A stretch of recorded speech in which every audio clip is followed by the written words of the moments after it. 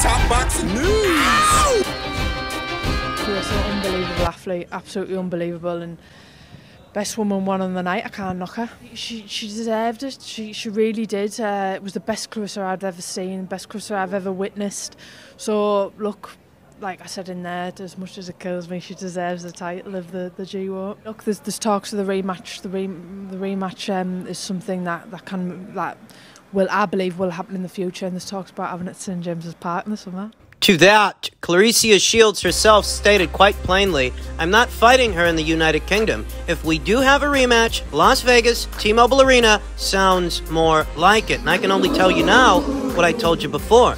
While it's not outlandish, Clarissa's not being unreasonable, saying that she wants the second fight to be in America. The problem is, I don't think Savannah Marshall can enter into the country. I think Savannah is one amongst 600 individuals barred from entering into the United States due to their tenuous associations with the now defunct MTK Global and its tenuous association with alleged crime boss Daniel Kinahan. There are 600 people that are barred from entering into the United States, and I believe that Savannah Marshall's one of them. And even if she isn't, by some chance she can enter into the country. The question then becomes, okay, you want the rematch in America. Who's going to pay for it? Because Sky Sports will pay for it on the premise it's in the UK. If it's in the US, you're marketing it to a US audience, and you would need a US-based promoter to promote the show and a US platform to air it. So who's going to air it? Who's going to foot the bill? Who's going to pay for it? Because somebody has to. Savannah Marshall says there have been preliminary talks to do the rematch in St. James Park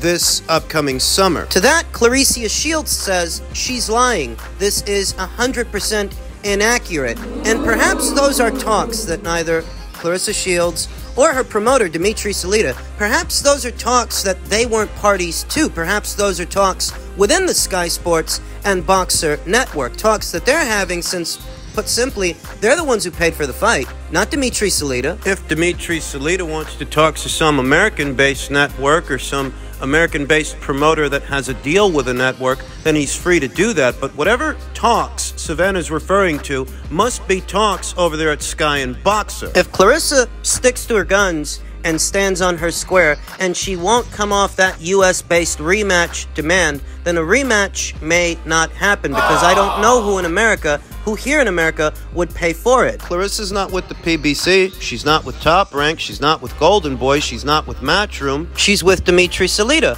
a well-to-do promoter, don't misunderstand me, but he doesn't have a platform deal. He doesn't have a broadcast deal with a network, and the money to finance the fight would come from the network. So if the only way the rematch happens, according to Clarissa, is if it's in America, then I guess the rematch may not happen. Savannah Marshall said they're looking at summer for a second fight, but I think we might see her back in the ring before that in a rebound fight to get herself back in the winner's bracket. As far as Clarissa and who she might fight from now into the summer, maybe she comes back against... Didn't they say something about Natasha Jonas wanting to fight Clarissa? Clarissa seemed open to the idea. Though here and now, I'm not sure that's an idea that anybody is really married to. There are more viable options for Natasha Jonas that are less risky than a Clarissa Shields fight. We've often talked about those options here on the channel. Clarissa is just one among them, though I don't know that she's the front runner. And I don't know the status of Clarissa Shields' arrangement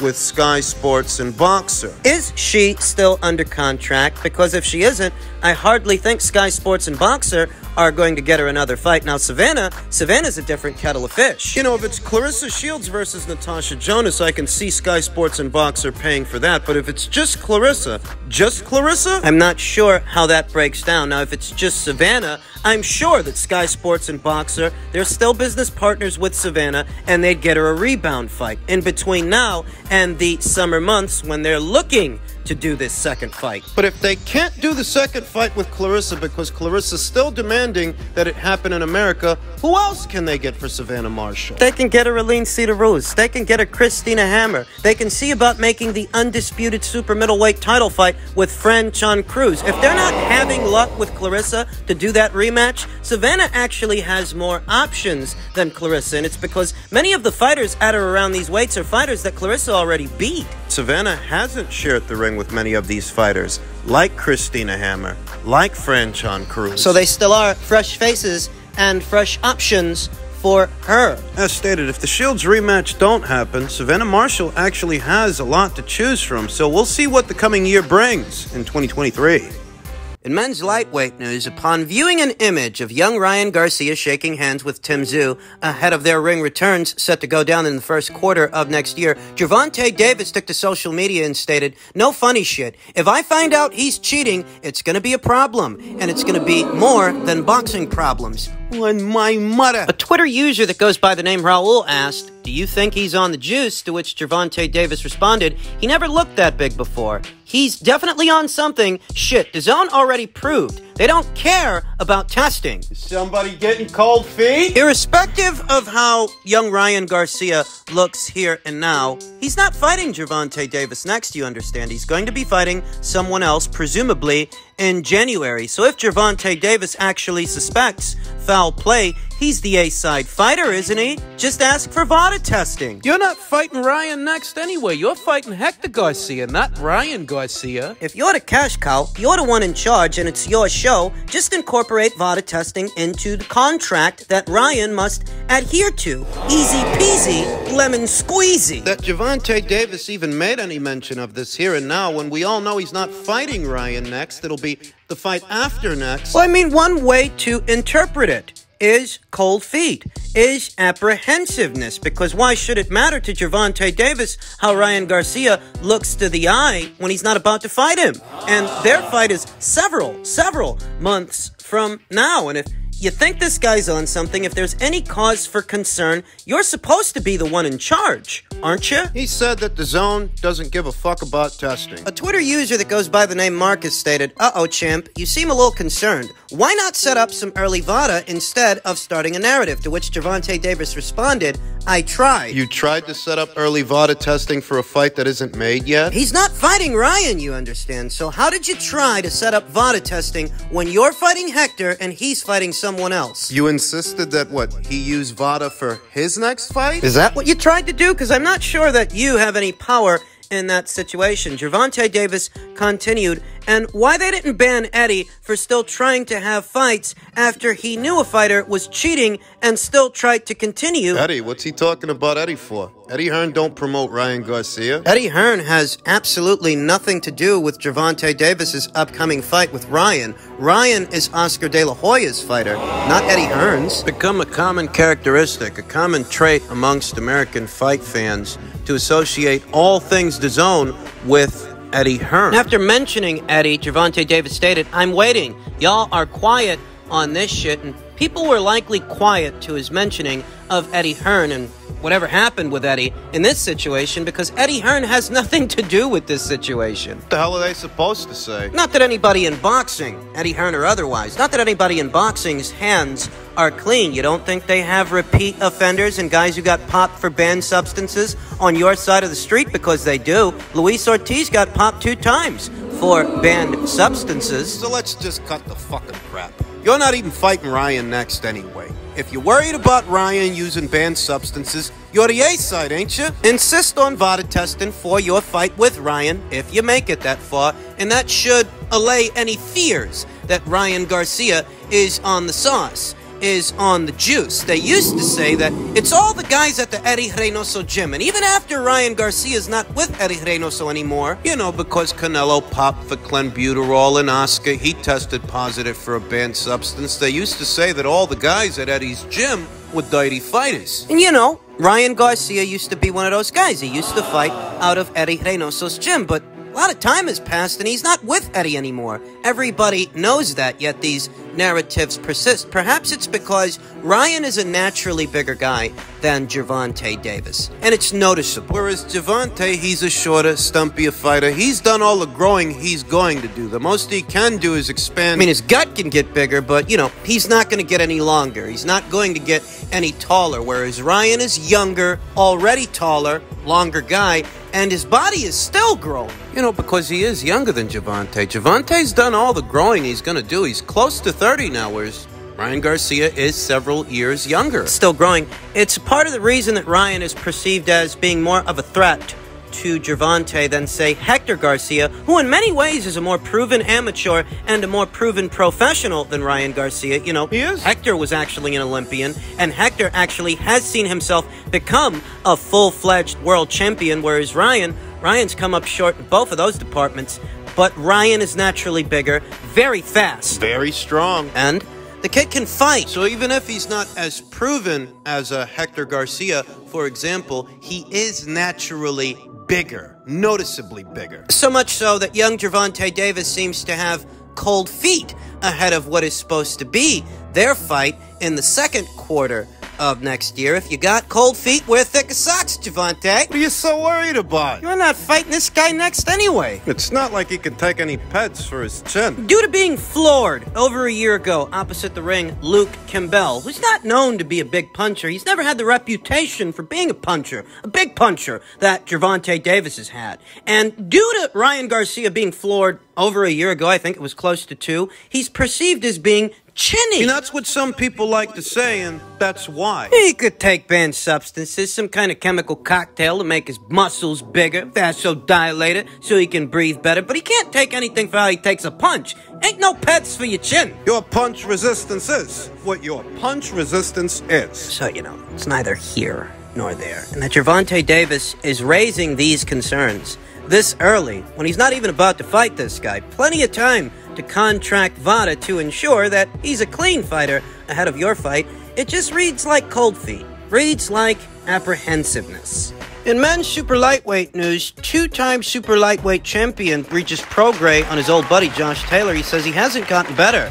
I might stop him. There's reason enough to believe that based on how Josh looked in the Jack Catterall fight. It all depends on who you ask. He hasn't gotten better, Prograis said of Taylor in an interview with Fight Hub TV. I think he hasn't gotten better. I think he's the same fighter. For me, I'm constantly improving, bro. I just want to be like Bernard Hopkins or something. I'm constantly improving. I'm constantly getting better. I'm like fine wine. As I age, I'm gonna get better. That's what I kind of did. For 3 years, I worked. I feel like I'm better. If me and him do fight again, I can guarantee I'll beat him. Josh Taylor we saw the last time out was a far cry from the one we saw defend his undisputed crown against his mandatory challenger, Apinun Konsong, and certainly a far cry from the one that Regis Prograis faced in the World Boxing Super Series 2 or 3 years ago, I believe it was. The fact that the Jack Catterall fight was months ago and we haven't seen Josh since then, allowing all that time to pass and the imagery associated with that fight, allowing all of that to fester. You know what they say, you're only as good as your last fight. And the last time that we saw Josh, he looked out of character. He looked